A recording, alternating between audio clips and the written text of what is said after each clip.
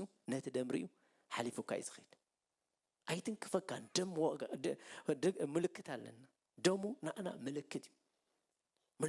ምልክት ኣለና ወላ ንሕና ደይኖሪኡ ንኹን ምርዳእ እዩ ዝብለና ምሽ መጽሓፍ ቅዱስ ክርስም እምነት ምርዳእ እዩ ስለዚ ብምርዳእ ከዓ ምልክት ኣለና ንሕና ደሙ ምልክትና እዩ ስለዚ ዝመፀ ይምፃእ ፀላኢ ክንዲ ዝበርትዕ ይበርትዕ ክንዲ ዝሓየለ ይሓይል ኣቅድሚ ዝደም እዚ ግና ክቐውም ኣይክእልን እዩ ሓሊፉካ እዩ ዝኸይድ እምበር ነቲ ደም ረጊፁ ንኣኻ ሓንቲ ክገብረካ ዓቕሚ የብሉ ደሙ ሓይልሉ ደሙ ሎም እውን ይሰርሕ ስለዚ ብእምነት ዛስዋይ ኢሳያስ ክዛረብ ከሎ ንምስክርና ምን ኣመነ እዩ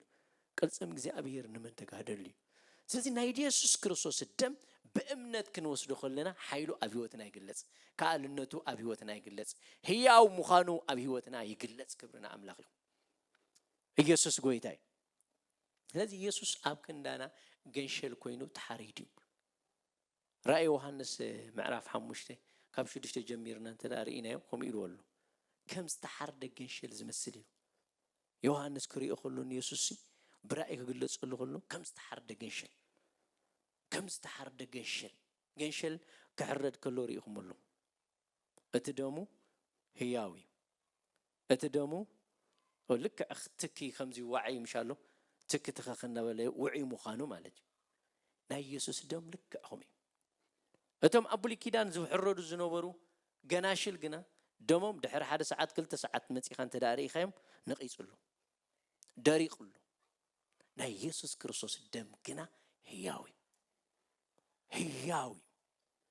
ውዕይ ይሰርሕ የናግፍ ይሕልዩ ሃሌሉያ ካብቲ ዝመጽእ ዝኾነ ይኹን ናብ ዝምድሪ ቁጣዕውን ይኽልክል እግዚአብሔር ክብርና አምላኽ ኣብ ዝሓለፈ ናይ ኮሮና ርኢናዮ እንዲና እግዚአብሔር ዝተመስገነ ይኹን ሳላት ደም ወፂና እግዚአብሔር ይመስገን ኢየሱስ ጎይታይ ክብርና አምላኽ ይኹን ስለዚ ተስኢና ክንጽልይና ቦቢልና ድማ ናፍቲ ተዳሊ ዘሎ ናይ ደምን ስጋን ስርዓት ክንከይድና እግዚአብሔር ይባረክ